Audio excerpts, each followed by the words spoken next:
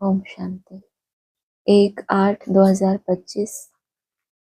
मीठे बच्चे, बाप को तुम बच्चे ही प्यारे हो। बाप तुम्हें ही सुधारने के लिए श्रीमत देते हैं। सदा ईश्वरीय मत पर चल स्वयं को पवित्र बनाओ। प्रश्न है, विश्व में शांति की स्थापना कब और किस विधि से होती है? उत्तर है, तुम जानते हो विश्व में शांति तो महाभारत लड़ाई के बाद ही होती है, लेकिन उसके लिए तुम्हें पहले से ही तैयार होना है। अपनी कर्मातीत अवस्था बनाने की मेहनत करनी है। सृष्टि के आदि मध्य अंत का ज्ञान सिमरन कर बाप की याद से संपूर्ण पावन बनना है। तब इस सृष्टि का परिवर्तन होगा। गीत है, आज अंधेरे में है इंसान। ओम शांति। यह गीत है भक्ति मार्ग का गाया हुआ। कहते हैं हम अंधेरे में हैं, अब ज्ञान का तीसरा नेत्र दो। ज्ञान मांगते हैं ज्ञान सागर से, बाकी है अज्ञान। कहा जाता है कलयुग में सब अज्ञान की आसुरी नींद में सोए हुए कुंभकर्ण हैं। बाप कहते हैं ज्ञान तो बहुत ही सिंपल है। भक्ति मार्ग में कितने वेद शास्त्र आदि पढ़ते हैं, हठ योग करते हैं, गुरु आदि करते हैं। अब उन सबको छोड़ना पड़ता है,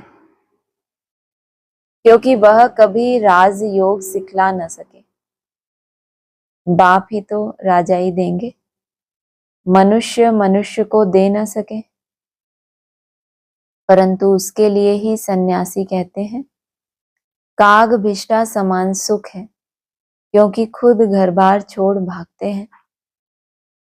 यह ज्ञान सिवाय ज्ञान सागर बाप के और कोई दे न सके। यह राजयोग भगवान ही सिखलाते हैं। मनुष्य मनुष्य को पावन बना न सके। पतित पावन एक ही बाप है।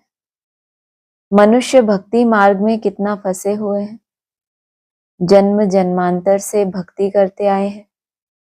स्नान करने जाते हैं, ऐसे नहीं कि सिर्फ गंगा में स्नान करते हैं। जहां भी पानी का तालाब आदि देखेंगे तो उसको भी पतित पावन समझते हैं। गायन तो किसका है? पतित पावनी गंगा का। लेकिन क्या है अभी हालत? जहां भी थोड़ा सा ज्ञान जल है इकट्ठा ही हुआ है।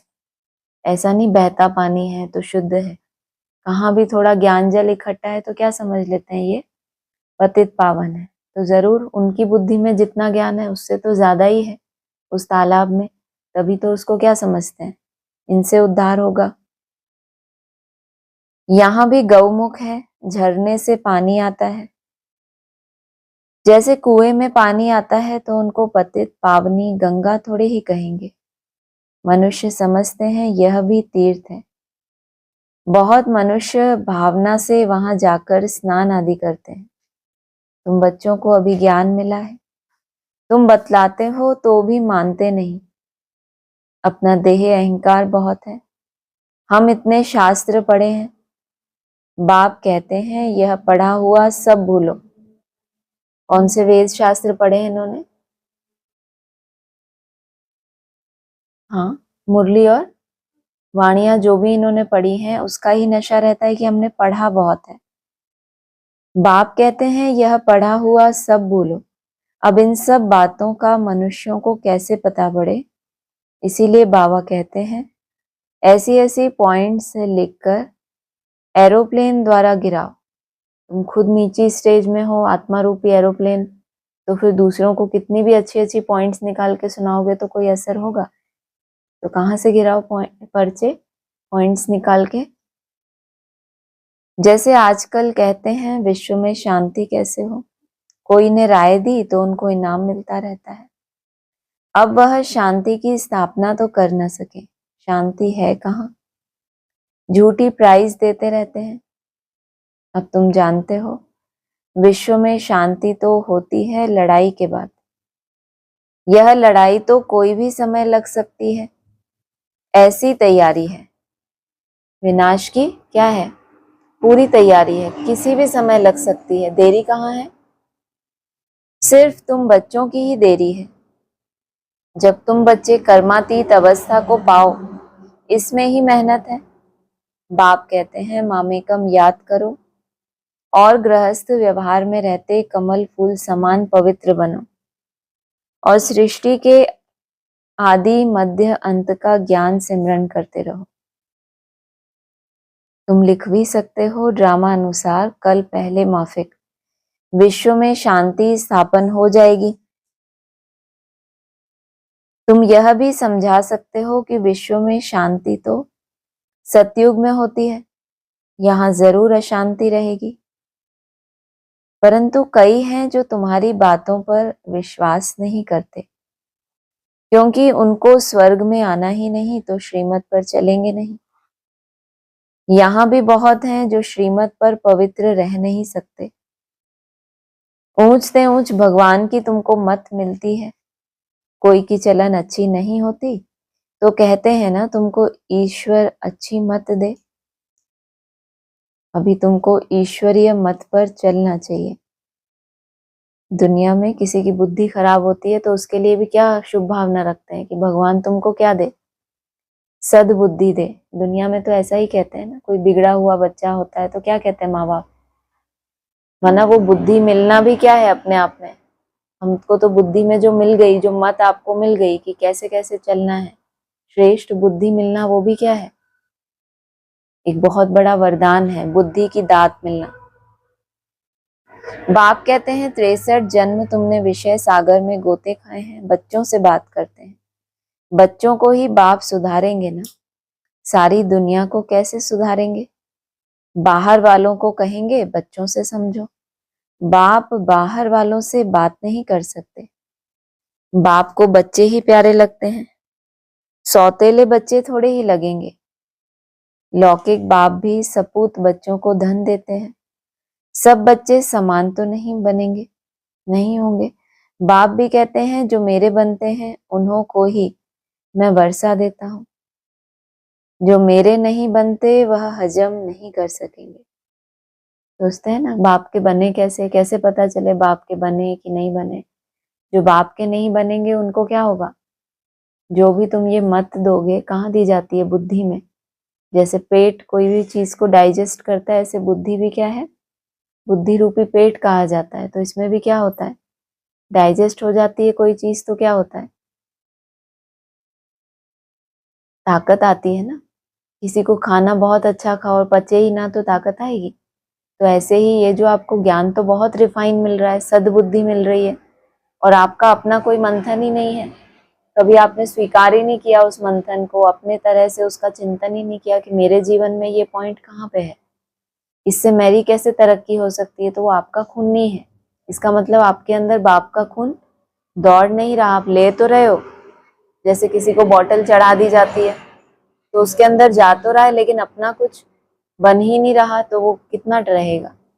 तो इसको कहेंगे कि हजम नहीं कर सकते, माना ताकत नहीं आएगी उन्हों के अंदर, श्रीमत पर चल नहीं सकेंगे, वह है भगत। बाबा के बहुत देखे हुए हैं। ऊपर क्या बोला, मैं तो बच्चों से ही बात करता हूँ, बाप बाहर वालों से थोड़ी बात करेंगे। तो ये बोल भी किसको रहे हैं, जो हजम नहीं कर सकते, श्रीमत पर नहीं चल सकते, वो क्या है, भगत। बाबा के बहुत देखे हुए हैं। कोई बड़ा सन्यासी आता है तो बहुत उन्हों के फॉलोअर्स होते हैं, चंदा इकट्ठा करते हैं। यहाँ भी ब्राह्मणों की दुनिया में क्या करते हैं, बड़ों बड़ों को बुलाते हैं सेंटर पे, तो फिर क्या करते हैं, बदले में चंदा इकट्ठा करते हैं, उनको देना पड़ता है। इतना बड़ा महारथी आपके सेंटर पर आया तो क्या करना पड़े, दान दक्षिणा देनी पड़े ना उनको। अपनी अपनी ताकत अनुसार फंड्स निकालते हैं। यहाँ बाप तो ऐसे नहीं कहेंगे फंड्स इकट्ठा करो, नहीं। यहाँ जो बीज बोएंगे 21 जन्म उसका फल पाएंगे। मनुष्य दान करते हैं तो समझते हैं ईश्वर अर्थ हम करते हैं, ईश्वर समर्पणम कहते हैं। वास्तव में करते किसके लिए हैं, तो आपने समझाया किसके लिए करते हैं, जो भी दान पुण्य है। तो वो अपने को कितना महान समझते हैं कि हम ईश्वर के लिए करते हैं। या तो कहेंगे श्री कृष्ण समर्पणम, श्री कृष्ण का नाम क्यों लेते हैं, क्योंकि गीता का भगवान समझते हैं। श्री राधे अर्पणम कभी नहीं कहेंगे। ईश्वर या श्री कृष्ण अर्पणम कहते हैं। जानते हैं फल देने वाला ईश्वर ही है। कोई साहूकार के घर में जन्म लेते हैं ना, तो कहते हैं ना आगे जन्म में बहुत दान पुण्य किए हैं तब यह बना है। राजा भी बन सकते हैं, परंतु वह है अल्पकाल काग भिष्टा समान सुख। राजाओं को भी सन्यासी लोग सन्यास कराते हैं, तो उनको कहते हैं स्त्री तो सर्पिणी है। लेकिन द्रौपदी ने तो पुकारा है दुशासन नगन करते हैं। अब भी अबलाएं कितना पुकारती हैं, हमारी लाज रखो। बाबा यह हमको बहुत मारते हैं, कहते हैं विष दो नहीं तो खून करता हूं। बाबा इन बंधनों से छुड़ाओ। बाप कहते हैं बंधन तो खलास होने ही है, फिर 21 जन्म कभी नगन नहीं होंगे, वहां विकार होता ही नहीं। इस मृत्यु लोक में यह अंतिम जन्म है, यह है ही विशियस वर्ल्ड। दूसरी बात बाप समझाते हैं इस समय मनुष्य कितने बेसमझ बन गए हैं। जब कोई मरता है तो कहते हैं स्वर्ग पधारा, लेकिन स्वर्ग है कहाँ, यह तो नरक है। स्वर्गवासी हुआ तो जरूर नरक में था, परंतु किसी को सीधा कहो कि तुम नरकवासी हो तो क्रोध में आकर बिगड़ पड़ेंगे। ऐसे ऐसे को तुमको लिखना चाहिए। फलाना स्वर्गवासी हुआ तो इसका मतलब तुम नरकवासी हो ना। हम तुमको ऐसी युक्ति बताएं जो तुम सच सच स्वर्ग में जाओ। यह पुरानी दुनिया तो अब खत्म होनी है। अखबार में निकालो कि इस लड़ाई के बाद विश्व में शांति होनी है। 5000 वर्ष पहले माफिक वहां एक ही आदि सनातन देवी देवता धर्म था। वो लोग फिर कहते हैं वहां भी कंस जरासंधी आदि असुर थे। त्रेता में रावण था। अब उनसे कौन माथा मारे। ज्ञान और भक्ति में रात दिन का फर्क है। इतनी सहज बात भी मुश्किल किसकी बुद्धि में बैठती है। तो ऐसे ऐसे स्लोगन बनाने चाहिए, इस लड़ाई के बाद विश्व में शांति होनी है। ड्रामा अनुसार कल्प कल्प विश्व में शांति होती है, फिर कलयुग अंत में अशांति होती है। सतयुग में ही शांति होती है, यह भी तुम लिख सकते हो। गीता में ही भूल करने से भारत का यह हाल हुआ है। पूरे 84 जन्म लेने वाले श्री कृष्ण का नाम डाल दिया है, श्री नारायण का भी नहीं डाला है। किसमें? गीता में किसका नाम डाल दिया? पूरे 84 जन्म लेने वाले श्री कृष्ण का। और नारायण का?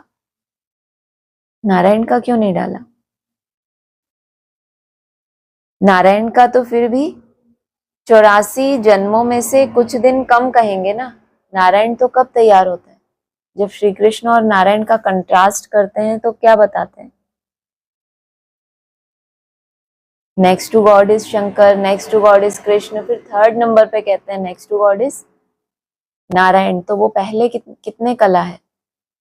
14 कला है, बाद में नारायण बनते हैं। तो फिर इसीलिए गीता में उनका नाम नहीं डाला। श्री कृष्ण के पूरे 84 जन्म होते हैं। शिव बाबा आते हैं बच्चों को हीरे जैसा बनाने, तो उनके लिए फिर डिब्बी भी ऐसी सोने की चाहिए। कैसी सोने की? पूरे 84 जन्म लेने वाले। नारायण के फिर भी क्या बताया, कुछ दिन कम हो जाते हैं, जिसमें बाप आकर प्रवेश करे। अब यह सोने का कैसे बने? अब बाप को प्रवेश करना है तो डिब्बी भी कैसी चाहिए? सतो प्रधान चाहिए। अब वो कैसे बने सोने की? तो क्या कराया, फट से उनको साक्षात्कार कराया, तुम तो विश्व के मालिक बनते हो, अब मामेकम याद करो, पवित्र बनो। तो झट पवित्र होने लग पड़े। याद से ही क्या होगी? आत्मा पवित्र बनेगी, सोने की बनेगी। तो इनको पवित्र बनाने के लिए बाप ने क्या कराया? सिर्फ साक्षात्कार कराया। कहते हैं ना कोई कोई बच्चे टीचर की क्या करते हैं, बहुत थोड़ी मेहनत लेते हैं और क्या करते हैं, क्लास में टॉप कर जाते हैं। टीचर की जितनी कम मेहनत लेके आप पवित्र बने, उतना ही क्या है आपका। अरे उतने ही हल्के हो ना। नहीं तो पढ़ाई बहुत पढ़ी, टीचर की मेहनत बहुत ली, तब जाके थोड़ा बहुत कुछ सुधरे तो बहुत अच्छा पढ़े क्या?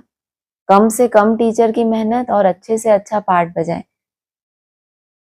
पवित्र बनने बिगर तो ज्ञान की धारणा हो न सके। शेरनी के दूध के लिए सोने का बर्तन चाहिए। यह ज्ञान तो है परमपिता परमात्मा का, इसको धारण करने के लिए भी सोने का बर्तन चाहिए, पवित्र चाहिए, तब धारणा हो। पवित्रता की प्रतिज्ञा करके फिर गिर पड़ते हैं तो योग की यात्रा ही खत्म हो जाती है, ज्ञान भी खत्म हो जाता है। किसको कह ना सके कि भगवानुवाच काम महाशत्रु है, उनका तीर लगेगा ही नहीं, वह फिर कुक्कड़ ज्ञानी हो पड़ते हैं। कोई भी विकार ना हो, रोज पोता मेल रखो। जैसे बाप सर्वशक्तिवान है वैसे माया भी सर्वशक्तिवान है। आधा कल्प रावण का राज्य चलता है, इन पर जीत बाप बिगर कोई पहना न सके। ड्रामानुसार रावण राज्य भी होना ही है। भारत की ही हार और जीत पर यह ड्रामा बना हुआ है। यह बाप तुम बच्चों को ही समझाते हैं। मुख्य है पवित्र होने की बात। बाप कहते हैं मैं आता ही हूं पतितों को पावन बनाने। बाकी शास्त्रों में पांडवों और कौरवों की लड़ाई जुआ आदि बैठ दिखाए हैं। ऐसी बात हो कैसे सकती है? राजयोग की पढ़ाई ऐसी होती है क्या? युद्ध के मैदान में गीता पाठशाला होती है क्या? कहाँ जन्म मरण रहित शिव बाबा, कहाँ पूरे 84 जन्म लेने वाला श्री कृष्ण। उनके ही अंतिम जन्म में बाप आकर प्रवेश करते हैं। कितना क्लियर है। गृहस्थ व्यवहार में रहते पवित्र भी बनना है, सन्यासी तो कहते हैं दोनों इकट्ठे रह पवित्र नहीं रह सकते। कहो तुमको तो कोई प्राप्ति नहीं तो कैसे रहेंगे? यहाँ तो विश्व की बादशाही मिलती है। बाप कहते हैं मेरी खातिर कुल की लाज रखो। किसका कुल है? ईश्वरीय कुल, शिव वंश। वंश किसका है? शिव का वंश है। तो कहा मेरे खातिर कुल की लाज रखो। शिव बाबा कहते हैं इनकी दाढ़ी की लाज रखो। यह एक अंतिम जन्म पवित्र रहो तो स्वर्ग के मालिक बनेंगे। अपने लिए ही मेहनत करते हैं, दूसरा कोई स्वर्ग में आ नहीं सकता। यह तुम्हारी राजधानी स्थापन हो रही है, इसमें सब चाहिए ना। वहां वजीर तो होते नहीं, राजाओं को राय की दरकार नहीं। पतित राजाओं को भी एक वजीर होता है। यहाँ तो देखो कितने मिनिस्टर्स हैं, आपस में लड़ते रहते हैं। बाप सभी झंझटों से छुड़ा देते हैं। 3000 वर्ष फिर कोई लड़ाई नहीं होगी। 2500 नहीं, क्या बोला? 3000 वर्ष भी कोई लड़ाई नहीं होगी। जेल आदि नहीं रहेगा, कोर्ट आदि कुछ नहीं होगा। वहां तो सुख ही सुख है। इसके लिए पुरुषार्थ करना है। मौत सिर पर खड़ा है, याद की यात्रा से विकर्मा जीत बनना है। तुम ही मैसेंजर्स हो जो सबको बाप का मैसेज देते हो। याद की यात्रा से विकर्मा जीत तो बनेंगे, लेकिन विक्रम आपके ऊपर हावी हो जाए तो क्या होगा उसका रिजल्ट? जब विक्रम हावी हो गए, आपने याद से चुकतू नहीं कर पाए तो क्या होगा?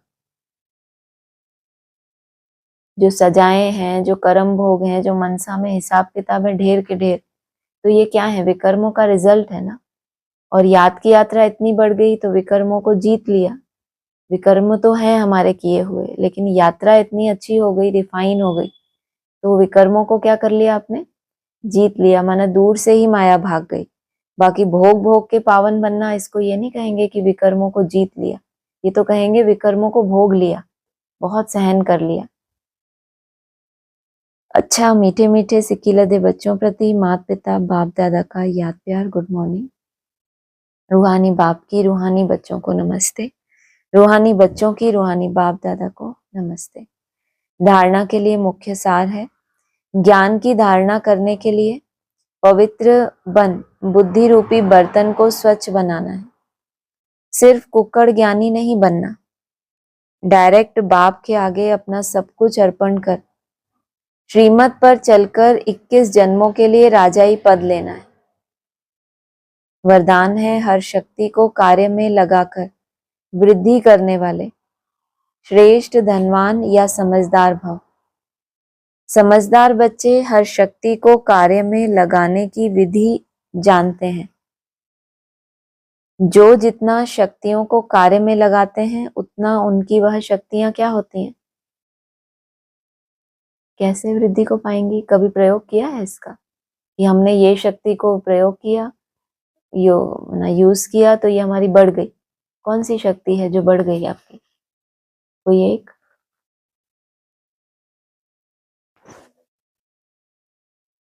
सहयोग किया तो क्या हुआ?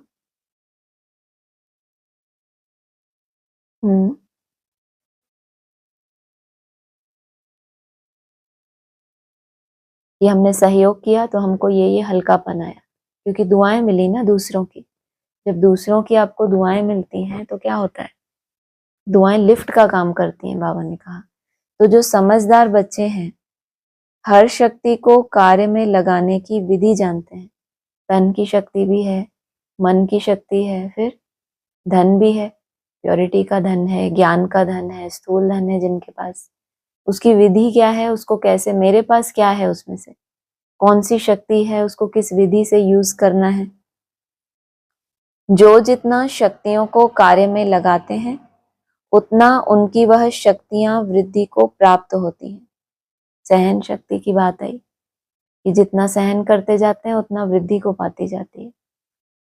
लेकिन अगर आपने सहन किया, सहन करना मतलब आप क्या समझते हो सहन करना? किसी ने कुछ बोला, हमने जवाब नहीं दिया, यही समझते हो ना? कुछ और समझते हो सहन करने को? हाँ जी, हाँ, नहीं तो क्या होगा? आपने सहन किया, 10 दिन पहले कोई बात हुई थी तो आपने कुछ नहीं बोला, आपको पता है क्योंकि समझदार हो कि कुछ नहीं बोलना।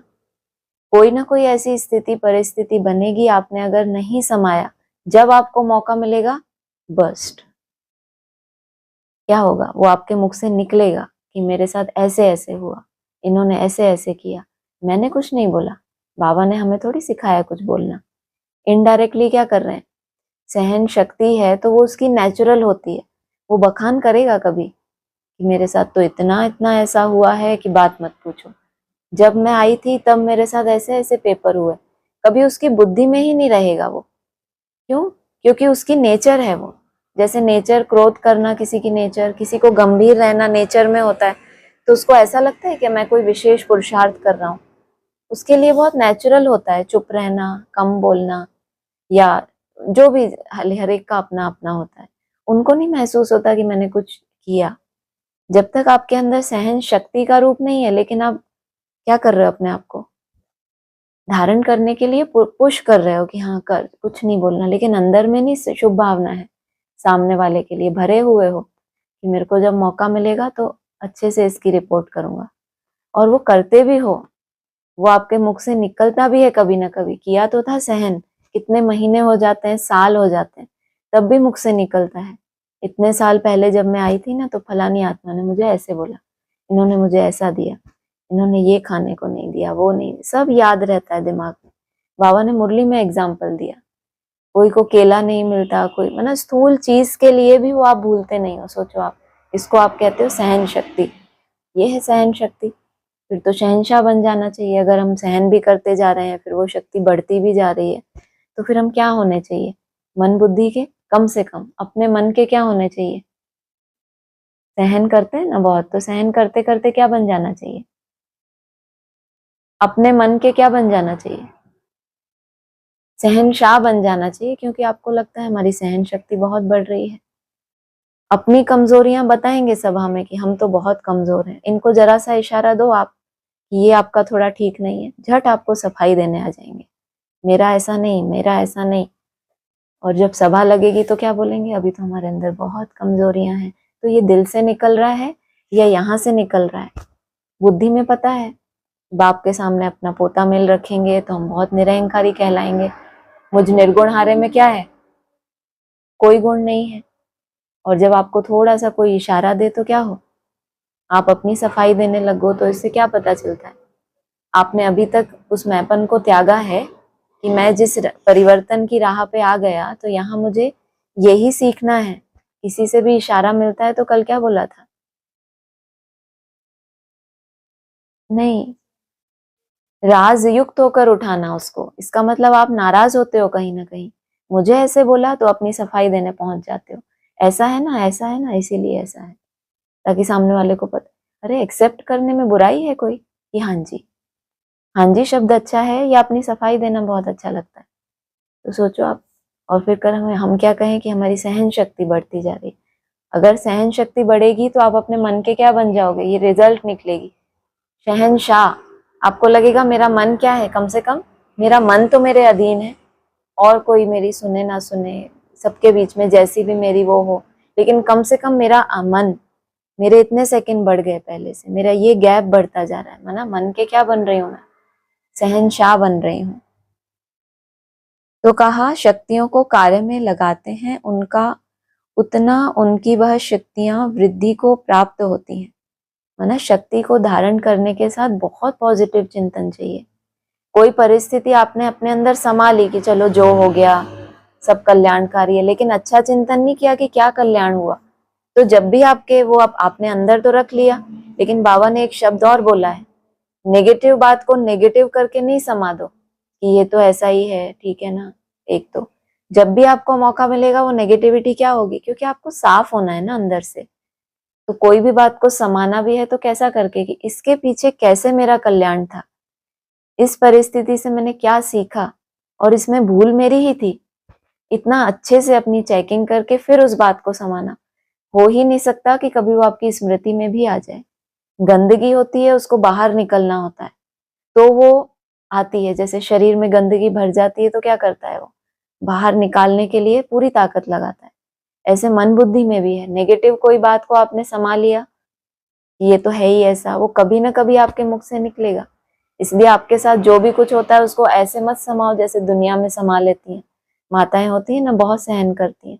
20 साल बाद भी मिलो तो बताएंगी मेरी सास ने ऐसा किया, मेरा पति ऐसा था। समाया क्या? दबती रही, सहन करती हैं, पॉजिटिव रूप में नहीं सोच पाई कि इससे मेरा ये हो रहा है, फलाना हो रहा है, चुकतू हो गया, हल्की हो गई।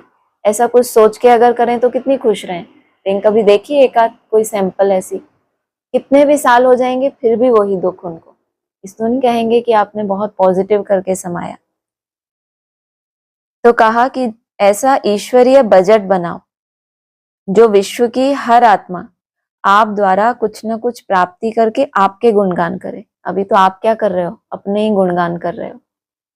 बाबा के सामने बोलते हो मुझ निर्गुण हारे में कोई गुण नहीं है। कोई थोड़ा सा आपको ऐसा वैसा कर दे तो क्या करते हो, गुणगान करते हो या बोलते हो थैंक यू। आपने कभी कोई बोलता है ऐसा थैंक यू? किसी ने आपको अपनी गलती बताई हो, हाथ खड़ा करो, और आपने बहुत थैंक यू बोला हो उसको? एक भी नहीं है ऐसा। सोचो आप। तो अपना गुणगान कर रहे हो ना अंदर से।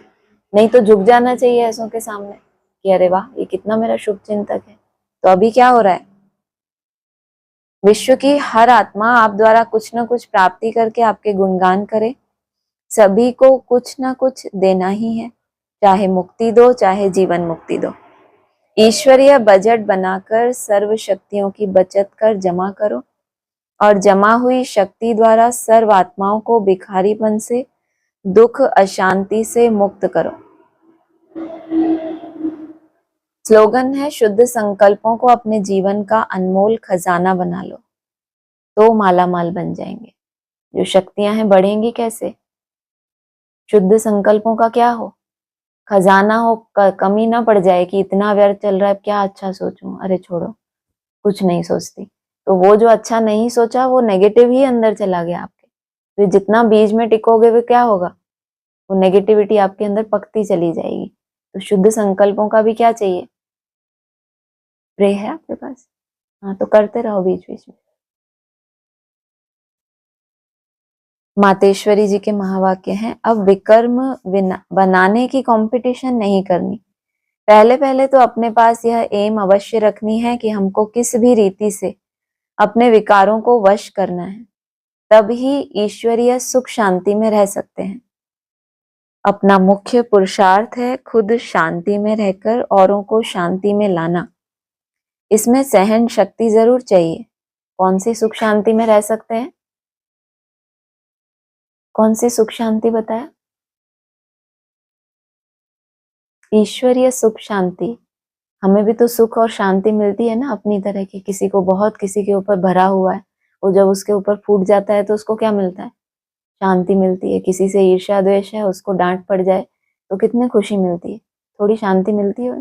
नहीं मिलती बिल्कुल। अब नहीं मिलती होगी, पहले मिलती होगी। नहीं मिलती है थोड़ी बहुत शांति?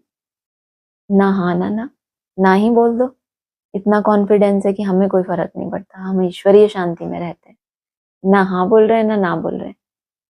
जो अच्छे नहीं लगते उनकी ठुकाई पिटाई होती है तो खुशी होती है। हाँ देख कितने अच्छे। सच बोलना चाहिए ना हमेशा। वो कैसी शांति है? आसुरी शांति है या ईश्वरीय शांति है? आसुरी शांति है। इसमें सहन शक्ति जरूर चाहिए। सारा अपने ऊपर मदार है। ऐसे नहीं कोई ने कुछ कहा तो अशांति में आ जाना चाहिए, नहीं। ज्ञान का पहला गुण है सहन शक्ति धारण करना। सहन शक्ति का बखान करना नहीं, सहन शक्ति धारण करना। देखो अज्ञान काल में कहते हैं भल कोई कितनी भी गाली दे ऐसे समझो कि मुझे कहाँ लगी। भल जिसने गाली दी वो खुद तो अशांति में आ गया, उन्हों का हिसाब किताब अपना बना। लेकिन हम भी अशांति में आए, कुछ कह दिया तो फिर हमारा विकर्म बनेगा। तो विकर्म बनाने की कंपटीशन नहीं करनी। ऐसे राजा नहीं बनना सामना करने वाले। अभी तक यही समझते थे ना, जितना अपनी कामनाओं को जीता होगा उतना सामना करेंगे, जितना सामना करेंगे उतने क्या होंगे? राजा बनेंगे। सेकंड कैटेगरी है, ब्राह्मणों का गुण है सहन शक्ति और क्षत्रियों का गुण क्या है? सामना करना। तो 14 कला है फेलियर। तो विकर्म बनाने की कंपटीशन नहीं करनी।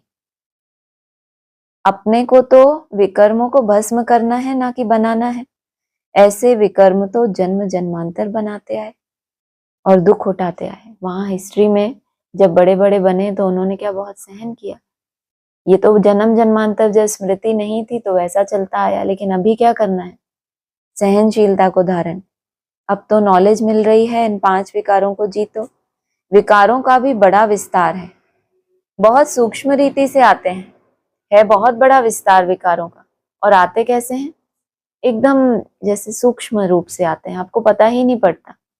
जैसे कोई बीमारी आती है तो कितना छोटा सा कीट होता है और कितना छोटा वायरस होता है, दिखता भी नहीं है। ऐसे दिखाई दे तो हम उसको पकड़ ले, लेकिन चला जाता है ब्लड के अंदर और क्या हो जाते हो आप? बढ़ जाते हो ना। है कितना छोटा सा, कितना महीन है। हम तो बड़े बड़े कीटों को भी ऐसे ही मार दें, लेकिन जितना महीन है तो उसको आप पकड़ नहीं सकते, और वो आपको क्या करता है? और ज्यादा डाउन करता है। कब ईर्ष्या आ जाती है तो सोचते हैं इसने ऐसा किया तो मैं क्यों ना करूं। ऐसा सोचते हो? आजकल नहीं, आजकल थोड़े हम ऊंचे वाले हो गए, रॉयल। इसने ऐसा किया तो मैं क्यों ना करूं। ये क्या हो गई? ईर्ष्या। यह है बड़ी भूल। बाप रे, अच्छा हुआ अब नहीं करते। बाबा क्या कह रहे हैं? बड़ी भूल है। अपने को तो अभूल बनाना है। अगर कोई ने कुछ कहा तो ऐसे समझो यह भी मेरी परीक्षा है, कितने तक मेरे अंदर सहन शक्ति है। अगर कोई कहे मैंने बहुत सहन किया तो क्या समझेंगे? अब मुख से निकल गया मैंने सहन किया, इसका मतलब किया है उसने।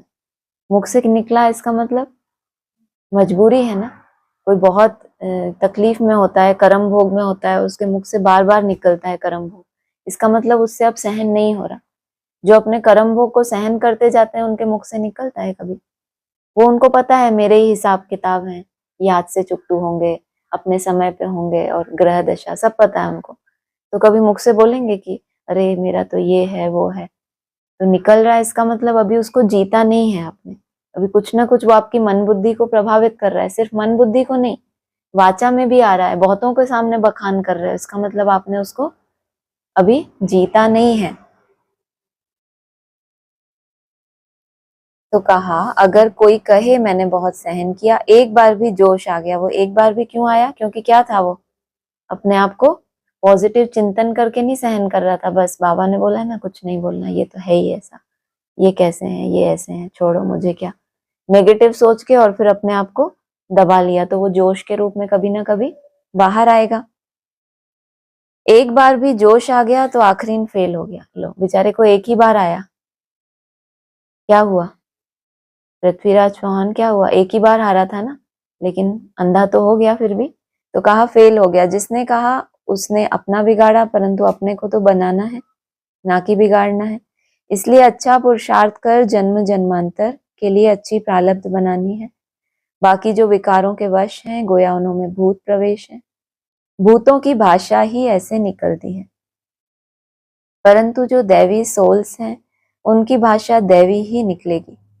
तो अपने को दैवी बनाना है, न कि आसुरी। अच्छा, ओम शांति। अव्यक्त इशारे हैं। सहज योगी बनना है तो परमात्मा प्यार के अनुभवी बनो।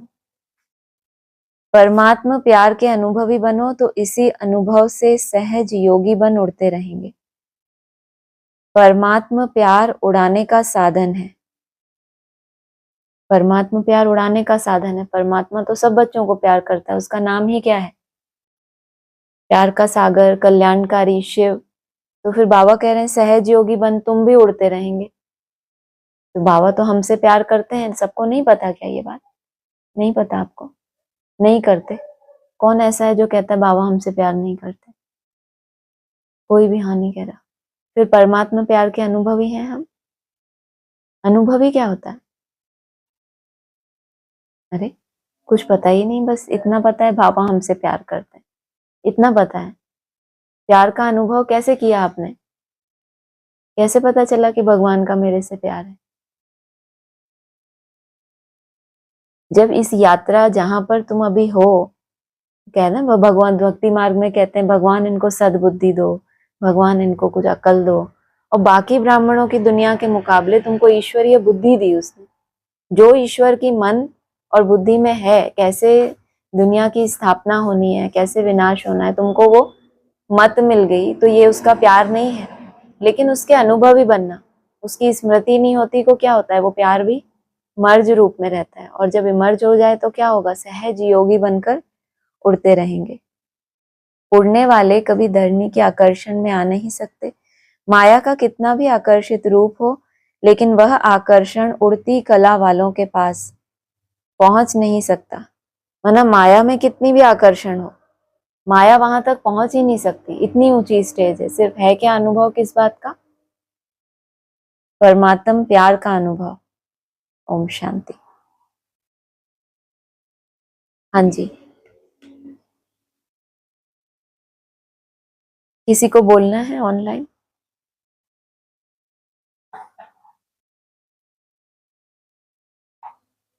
हाँ जी, आवाज आ रही है। किसी को बोलना है तो बोलिए।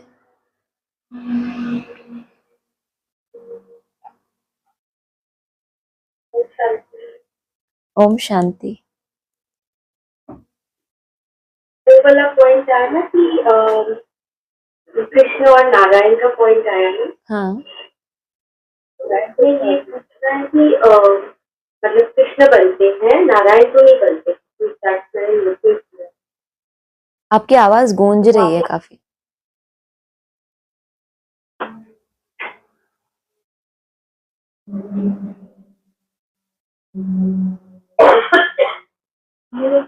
अपनी आदि चीज से हाँ आ रही है। हाँ जी बोलिए। वो तो मैंने पॉइंट यहाँ से फुल है साउंड? पूरी तरह से श्री कृष्ण लेते हैं, नारायण लेते हैं। तो वो आपने एक्सप्लेन किया। मेरा प्रश्न ये है कि बार बार मूवी में आता है कृष्ण तो बचता है, ऐसा वाला कुछ वो मत कैसे लेंगे मुझे पॉइंट पड़ा है। और वो ही बड़ा होकर नारायण। तो इसमें क्या है? जो कृष्ण बच्चा है वो बड़ा होकर नारायण बनता है। तो ये तो यहाँ पर तो दो का कंट्रास्ट किया कि गीता में श्री कृष्ण का नाम डाला है, नारायण का नहीं डाला, क्योंकि उनके कुछ जन्म कम हो जा कुछ दिन कम हो जाते हैं। एक तो मुरली में एक बार ये भी बोला है कि राम 1250 वर्ष के बाद संपूर्ण बनता है, वरना नारायण पहले संपूर्ण बना। और राम के लिए बोला है 1250 वर्ष, तो हमारे लिए तो दिनों में हम गिनते हैं उनको, तो कुछ दिन उनके कम हो जाते हैं संपूर्ण बनने में। जब दो का कंट्रास्ट करेंगे तब ये बात आएगी। हाँ जी,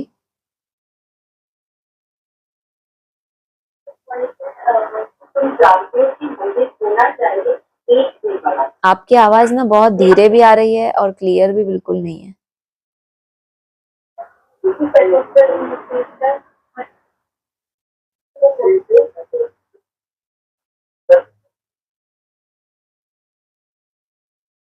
ठीक आ रही है? हाँ जी, बेटर है? हाँ जी, बिल्कुल बहुत अच्छी।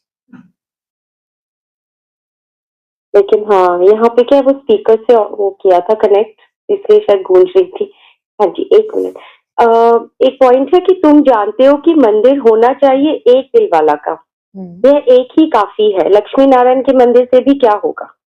हम्म एक ही काफी है और लक्ष्मी नारायण के मंदिर से क्या होगा? जो हाँ जी। बाद वाले हैं, नीचे वाले हैं, उनके लिए वो देलवाड़ा काफी है। जो बोला ना, 108 को उनका राजाई का जो भी ट्रेनिंग मिलनी है, उसके लिए वो एक ही काफी है। क्योंकि बाकी जो सूक्ष्म वतनवासी हो जाते हैं, उनका तो पार्ट ही नहीं बचता। जैसे बोला, शंकर को प्रजापिता नहीं कहेंगे, विष्णु को नहीं कहेंगे, तो जो नीचे वाले हैं उनके लिए वो ब्रह्मा ही काफी है। तो उसका यादगार देलवाड़ा मंदिर है। लक्ष्मी नारायण का मंदिर तो फिर ऊंची स्टेज हो गई, वो वैकुंठ निवासी हो गए। लेकिन उनके लिए पहले चाहिए देलवाड़ा मंदिर, जो नीची स्टेज के पुरुषार्थी हैं। हाँ जी, अच्छा, क्योंकि फिर से समझाइए, हमको समझ नहीं आया यहाँ पे। देलवाड़ा जो मंदिर है वो किसका यादगार है? जिन्होंने बाप की दिल ली और दिल दी, वो संगम की यादगार है, यहाँ की बात है। तो लक्ष्मी नारायण का मंदिर वो तो हो गए वैकुंठ निवासी, ऊंची स्टेज हो गई, माना सूक्ष्म वतनवासी जो त्रिमूर्ति को भी दिखाया है। लेकिन उसमें भी नंबरवार सूक्ष्म वतनवासी बनेंगे ना। तो जो उसमें ब्रह्मा की सीट है सबसे नीचे की, उनका यादगार है देलवाड़ा मंदिर। एक तो है गुरु शिखर, एक है देलवाड़ा मंदिर। दिल वाले हैं, माना स्वदर्शन चक्रधारी नहीं बदिका है इनको। स्वदर्शन चक्र माना तीखी बुद्धि की यादगार।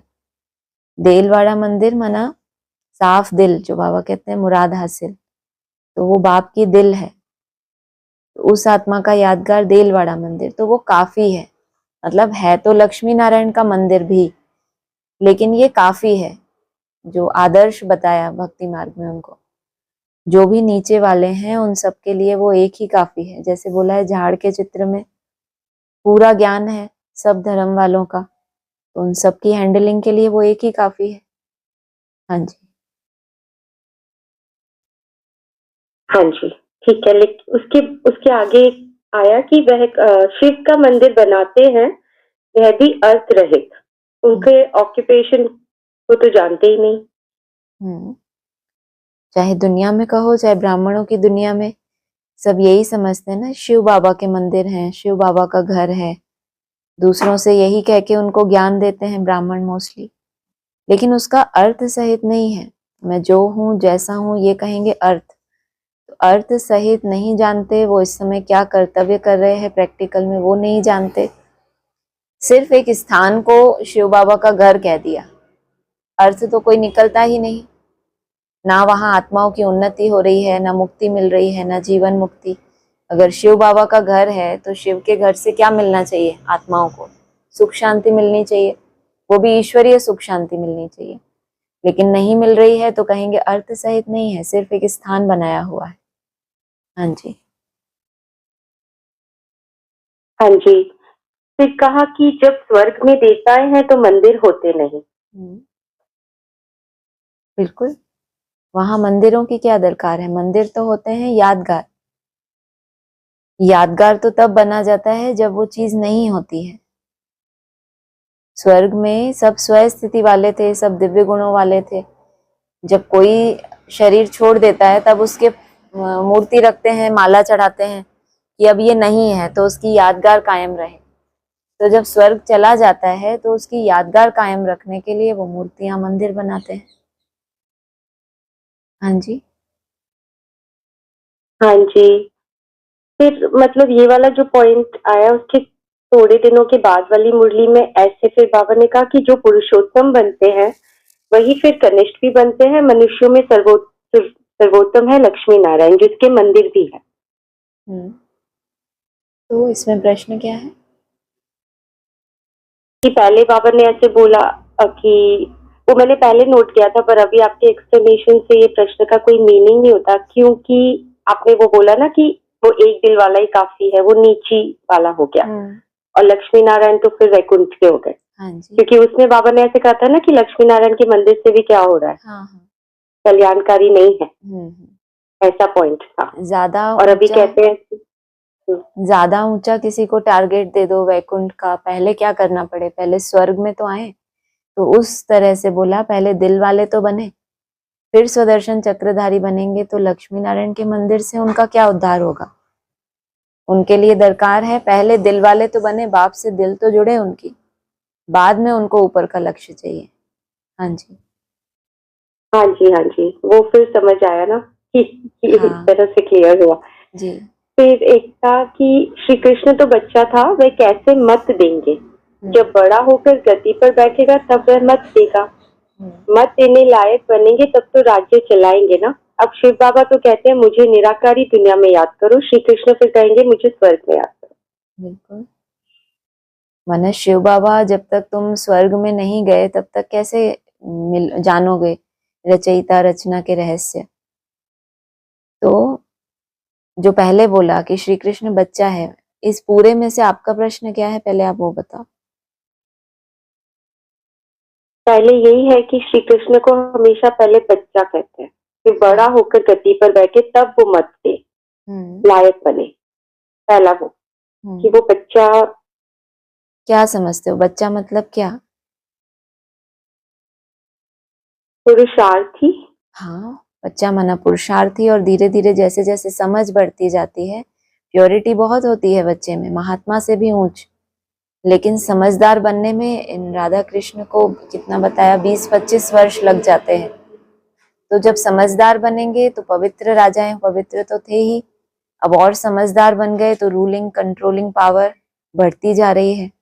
गद्दी मिल गई, माना अपनी प्रकृति में आसन पर बैठे तो स्थिरियम हो गए वहां पर, तो तब कहेंगे कि वो मत दे सकते हैं, क्योंकि उनको जो मत मिली है, जिस मत से वो ऐसे बने, तो जो कोई प्रैक्टिकल में बना होता है गाइड, तो वो दूसरों को समझाएगा तो उसका असर होगा। जो बाबा ने कहा ना, तुम खुद ही धारण नहीं करते और किसी को समझाओगे तो कोई तीर नहीं लगेगा। अब शिव बाबा से डायरेक्ट नहीं वो मत ग्रहण कर पाए, बहुत ऊंची स्टेज से, बहुत गहरी बातें हैं मुरलियों में, तो सरल भाषा में जिसने अनुभव कर लिया वो उनको मत दे, तो उससे पहले वो समझदार बने। हाँ जी। और हाँ जी, इसको हम जैसे श्री कृष्ण को सतयुग में दिखाते हैं 16 कला संपूर्ण, हाँ है ना। हाँ। मतलब मेरा क्वेश्चन, मतलब मुझे कंफ्यूजन है क्वेश्चन क्या पूछ रही हूँ वैसा ही, लेकिन जैसे कृष्ण को 16 कला संपूर्ण बताते हैं, हाँ जी। और फिर कृष्ण को बच्चा कहते हैं, तो ये कंफ्यूजन। जब 16 कला संपूर्ण बन जाए और आपके अंदर से इनोसेंस ना जाए, बच्चा क्या होता है, उसके अंदर कोई विकारों की बू नहीं होती। तो 16 कलाएं तो हैं, बाबा ने तो यहाँ तक कह दिया, श्री कृष्ण की आत्मा गर्भ में भी वही संकल्प होते हैं जो उसको संपन्न होने के बाद करना है। तो बाप ने तो लालने में ही, पालने में ही क्या देख लिया कि ये है, इसको वो बनना है, ये है वो लालना, तो वो तो जन्म से ही सिद्ध हो जाता है कि यही आत्मा वो बनने वाली है।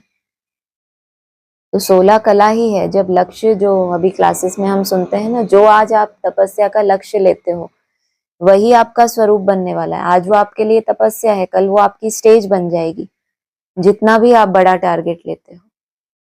तो टारगेट तो बचपन से ही लिया होता है ना, बड़े से बड़ा। हाँ जी। हाँ जी, हाँ जी, ठीक है, समझ आया। और फिर कहा कि अब शिव बाबा तो कहते हैं मुझे निराकारी दुनिया में याद करो, और श्री कृष्ण फिर कहेंगे मुझे स्वर्ग में याद करो। तो ये वो हुआ कि पहले दैवी गुण धारण करने हैं, पहले स्वर्ग फिर निराकारी दुनिया, ऐसा कुछ। जैसे कोई याद करेंगे वैसे बनेंगे। तो मन मना भव, अर्थात ये मेरा मन है, ये जो ब्रह्मा है वो मन है, उसके अंदर जो संकल्प है, तो संकल्प का पता कैसे चलेगा हम, जब हम अनुभव सुनेंगे, जब वाचा में आएंगे, तो कहीं ना कहीं स्मृति तो रहेगी ना, किसने सुनाया, किसका अनुभव। तो वो सब गुण आपके जीवन में भी धारण होते जाएंगे, क्योंकि सुनाने वाले के जीवन में वो धारणा है, तो आपको भी तीर लगेगा। तो धीरे धीरे स्व स्थिति में जाते जाते फिर जब निराकारी दुनिया में पहुंचेंगे, तो वहां कौन रिसीव करेगा आपको? बाप रिसीव करेंगे। हाँ जी। हाँ जी। और एक पैराग्राफ है, उसमें 2-3 लाइन पहले पढ़ती हूँ। खुद आकर अपने भक्तों को, अपने बच्चों को बताते हैं कि मैं आता ही हूँ सिर्फ संगम युग पर एक बार। तो ये तो क्लियर है। फिर बोला कि मेरा आना और जाना, उसका जो बीच है उसको संगम कहा जाता है। बिल्कुल। ठीक है।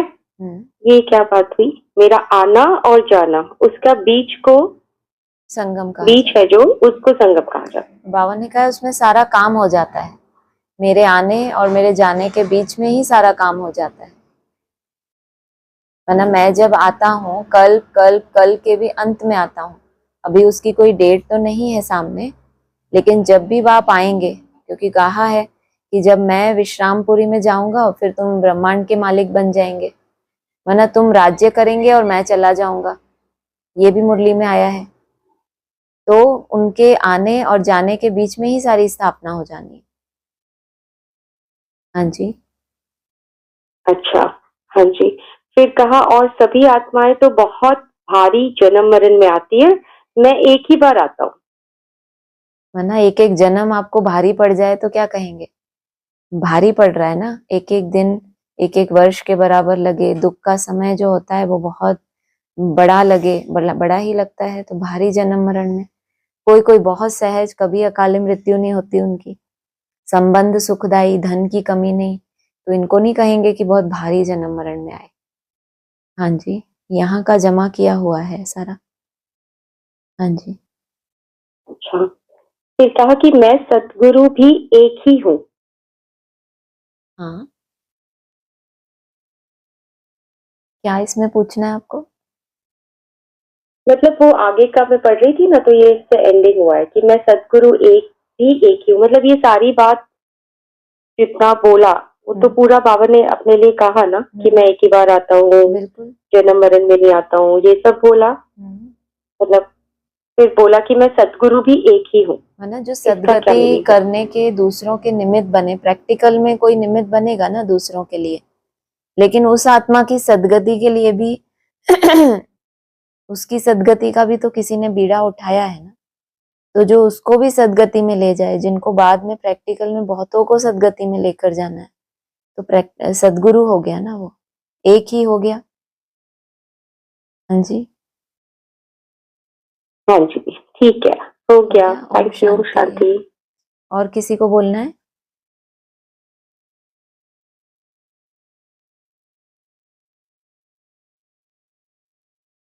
हो गया सभी का? ठीक है, ओम शांति।